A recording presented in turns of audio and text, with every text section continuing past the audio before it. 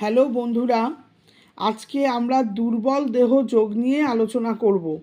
আজকে আমাদের যে বিষয় সেটা হচ্ছে গিয়ে রাশিচক্রে জাতকের যেটাই লগ্ন হবে, যেখানেই লগ্ন হবে সেইখান থেকে লগ্নপতি যদি 6 নম্বর ঘর, 8 নম্বর ঘর বা 12 নম্বর ঘরে যদি থাকে, তাহলে সেই সব জাতকদের কিন্তু বিভিন্ন সময়ে শরীর খারাপ হতে পারে। এছাড়াও যদি লগ্নপতি লগ্নে বসে আছে বা নিচস্থ ঘরে বসে আছে বা তার সাথে ম্যালিফিক কোনো গ্রহ যদি যুক্ত থাকে বা 6, 8, 12-তে রয়েছে, তার সাথে ম্যালিফিক গ্রহ রয়েছে বা যেখানে উপস্থিত রয়েছে তাকে কোনো ম্যালিফিক গ্রহ বা বদ গ্রহ, পাপ গ্রহ দৃষ্টি দিচ্ছে, তাহলেও কিন্তু জাতকরা মাঝে মাঝেই কিন্তু বিভিন্ন ধরনের ব্যাধিতে ভুগে থাকে। শরীরে ক্লান্তি থাকে, শরীর তাদের সুস্থ থাকে না এবং তাদের যে কোনো কাজও কিন্তু বাধা হয়। এক চান্সে কিন্তু কোনো কাজ তাদের হবে না।